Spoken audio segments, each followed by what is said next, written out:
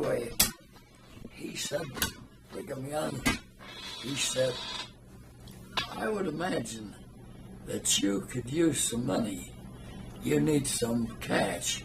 He said, do you know that they're formulating a military expedition to go and fight the Mexicans in the southern, in Colorado and New Mexico? And they're forming up over in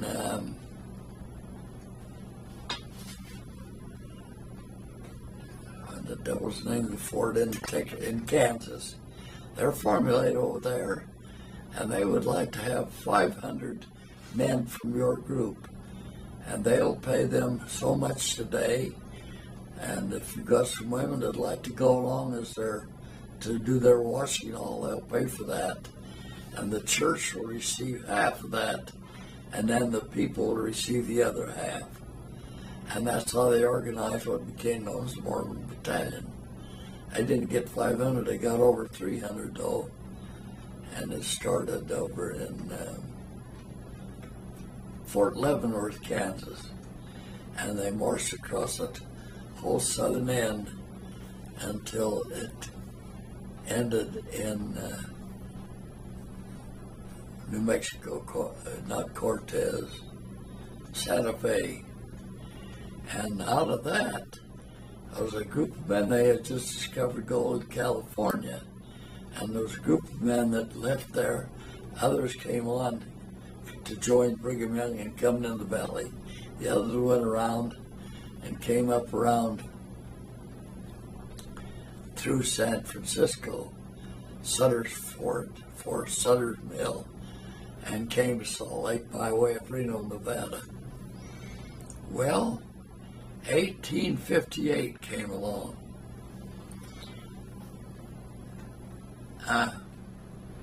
The President of the United States, that was his name, he was the only President of the United States that was never married. He was just ahead of Abraham Lincoln. Buchanan. Huh? Buchanan. Buchanan.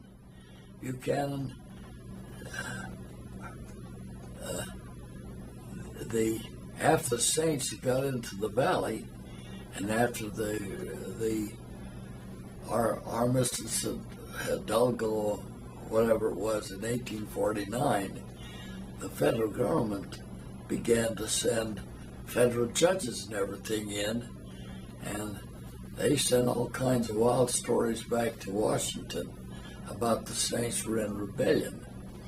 And of course, if you have some federal judges come in here calling your wife a whore, and thing others, they didn't get too good a reception. So there was trouble in a bit. But Buchanan organized an army. I think it was 1,000 men called under a man named Johnson. And they marched from Leavenworth, Kansas to come to Salt Lake City and put the Mormons in order. Thomas Name King heard about that. So he took a boat out of New York, went down the Isthmus of Panama, got his way across the Isthmus, took a boat into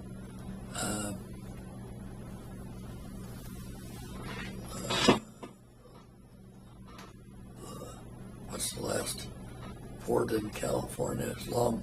Well, on the southern part, you got San Diego, you go all the way up to San Francisco. San Diego. I went up to San Diego and came across and came into Utah incognito,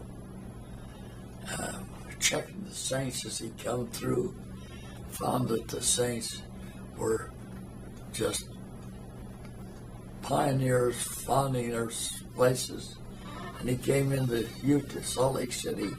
He spent a week in Salt Lake, bearded and everything, and an itinerant type of guy. And finally went to see Brigham Young.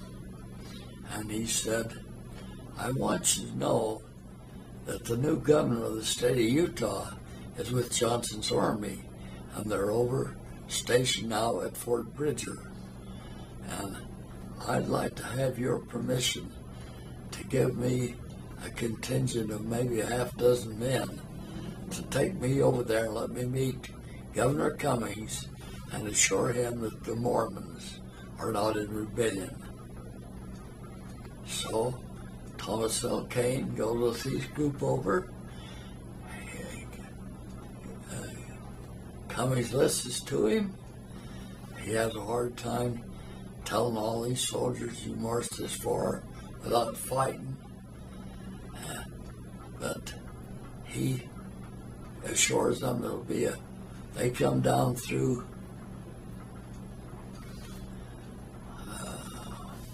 what's the canyon that comes down out of Evanston? Echo Canyon. The Mormons had emplacements on the top of every bluff with guns and everything, and at night they don't even have half dozen men up there, but at night they'd have them change hats and march from one place in the light to another, so it looked like there might be 30, 40 men up there. And the word got back, the Mormons are really laying down there. So he brought them in, and the stimulation, there was an old man named Colum. I think the home's still there.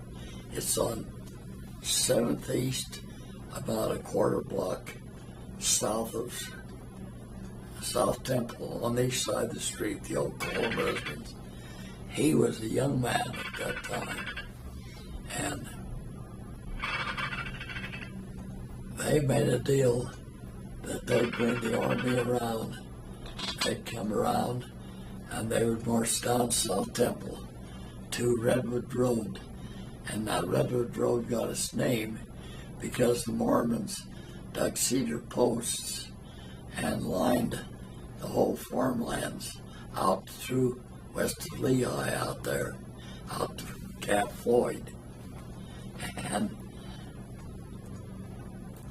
old Brother Colum said, I was one of 4 boys, and he said, we had straw and hay stacked up in 3 or 4 of the houses there, including our own. And if Johnson's army made one false step, it was our job to set fire to every one of those homes. He said, you know, Johnson's army just marched right through Salt Lake, peaceful as they could be, never blown a bugle, never done it, just marched right through. No, that's right. That's great. So that's the old Thomas L. Kane story.